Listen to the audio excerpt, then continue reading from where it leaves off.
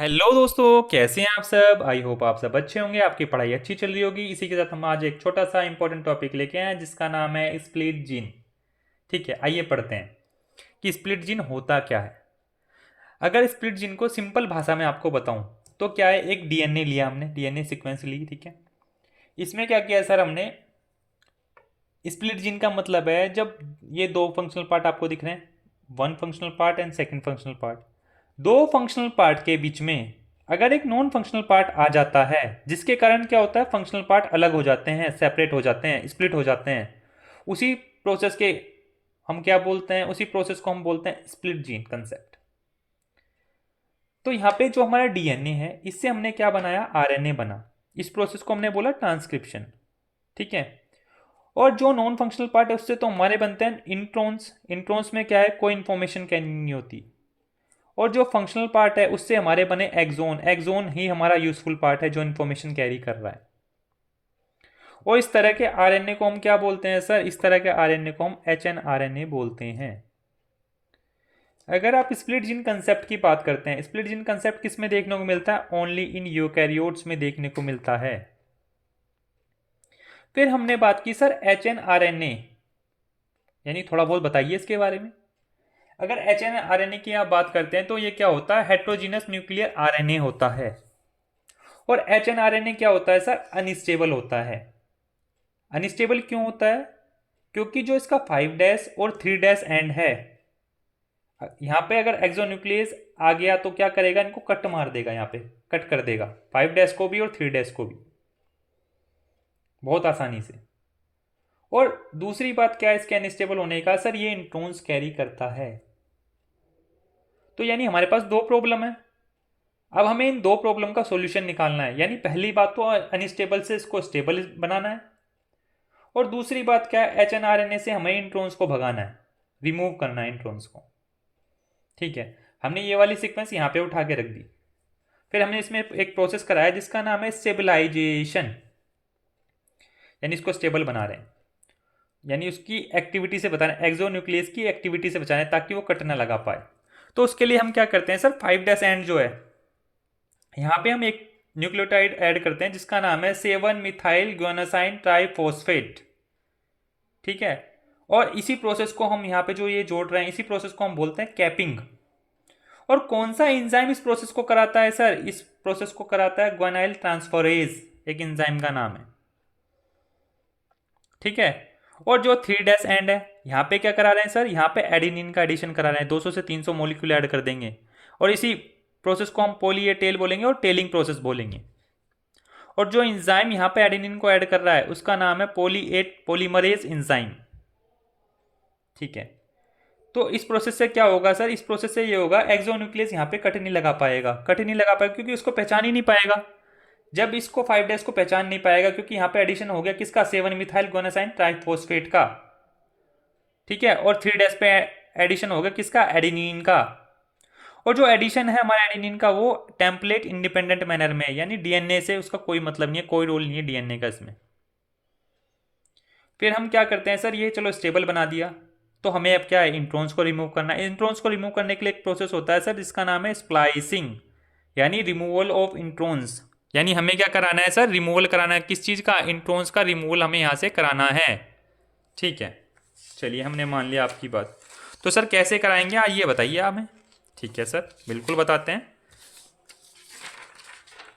ये देखिए सर, यहाँ पे क्या किया सर हमने, स्प्लाइसिंग में क्या है, एक कॉम्प्लेक्स इस्तेमाल होता है जिसका नाम है स्प्लाइसोसोम कॉम्प्लेक्स। जैसा कि आप देख सकते हैं, इसमें क्या होता है सर, तीन चीज़ होती हैं। एक तो हमारा होता है S N R N A, small nuclear R N A. ठीक है, जैसा कि आप देख पा रहे होंगे।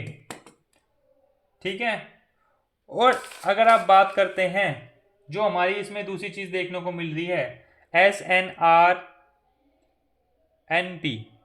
ठीक है, जैसा कि आप देख सकते हैं, इसका नाम है small nuclear ribonuclear protein और कुछ अदर प्रोटीन्स। यानी तीन चीज हो गई, S N R N A, S N R N P और सम अदर प्रोटीन्स।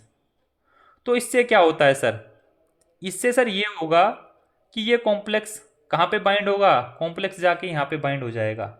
जो जंक्शन दिख रहा है, जो जोड़ दिख रहा है ना इंट्रोन और एक्सोन का, तो वहाँ पे जाके ये बाइंड हो जाएगा।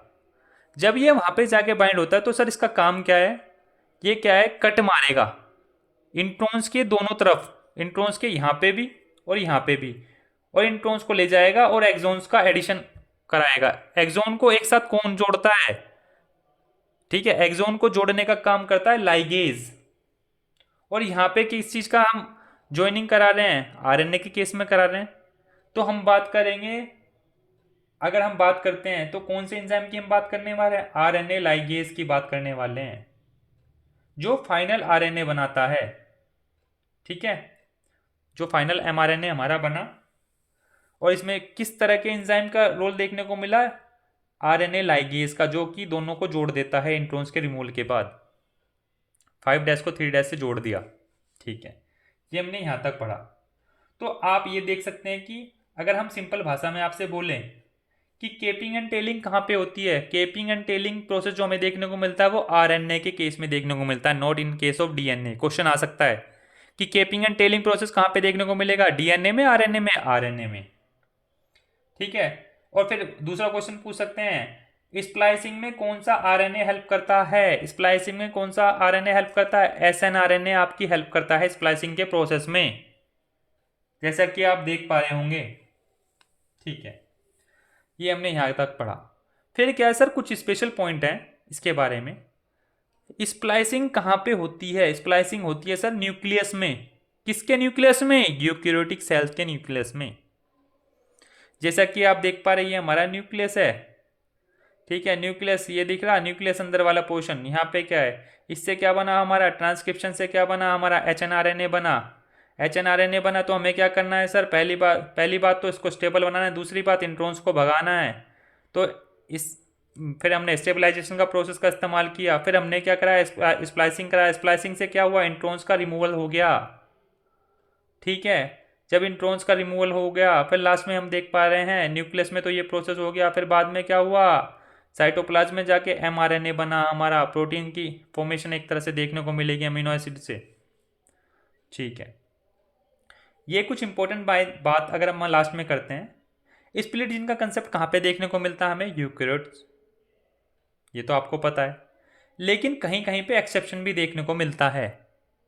एक्सेप्शन का मतलब है जैसा कि जहाँ पे ये चीज़ नहीं होगी, स्प्लिट जीन का कंसेप्ट वैलिड नहीं होगा। कहाँ पे नहीं होगा, यूकैरियोट्स के केस में, एक तो हिस्टोन प्रोटीन में, ठीक है, स्प्लिट जीन नहीं, कंसेप्ट नहीं लगता। दूसरा क्या है, इंटरफेरोन प्रोटीन्स के केस में भी स्प्लिट जीन कंसेप्ट फेल है। ये तो हमारा हो गया यूकैरियोटिक जीन में। फिर हम बात करते हैं प्रोकैरियोट्स। प्रोकैरियोट्स में तो जनरली आपको पता है कि नॉन स्प्लिट जीन होते हैं, ठीक है। लेकिन एक प्रोकैरियोट में क्या है, आर्कीबैक्टीरिया में स्प्लाइसिंग होती है, जैसा कि आप देख पा रहे होंगे। फिर हमने बात की है जो स्प्लिट जीन एनसीईआरटी के अकॉर्डिंग रिप्रेजेंट करता किस चीज को, एशियंट और प्रिमिटिव फीचर्स किसके, जीन के, यानी जो पहले पाए जाते थे उस तरह के फीचर्स को ये रिप्रेजेंट करता है। फिर क्या एनसीईआरटी में दो तीन लाइनें लिखी हुई हैं, जैसे कि प्रेजेंस ऑफ इंट्रॉन्स क्या बताता है, रेमिनिसेंट ऑफ एंटीक्यूटी बताता है। ये एनसीईआरटी में लाइन लिखी हुई है, क्वेश्चन भी आया हुआ है इसके ऊपर। यानी वो किस चीज की याद दिलाता है हमें, पास्ट की याद दिलाता है। फिर हमने बात की है स्प्लाइसिंग का प्रोसेस क्या होता है, क्या दिखाता है, ये स्प्लाइसिंग का प्रोसेस दिखाता है डोमिनेंस किसकी, आरएनए वर्ल्ड की। स्प्लाइसिंग का प्रोसेस किस चीज की डोमिनेंस दिखा रहा है, आरएनए वर्ल्ड की डोमिनेंस को दिखाता है। तो ये तो हमने आपको एक्सप्लेन किया। आइए इसको जो भी हमने पढ़ा उसको आपको एक पेज में समरी के तौर पे आपको बता देते हैं, यानी सीक्वेंस वाइज, अगर आपको डिटेल में नहीं पढ़ना है। तो फिर हम बात करने वाले हैं सर स्प्लिट जीन, ठीक है। जैसा कि आपने प्रीवियस स्लाइड्स में देखा, ये हमारा डीएनए सीक्वेंस है, ये दो फंक्शनल पार्ट है, ये नॉन फंक्शनल पार्ट है।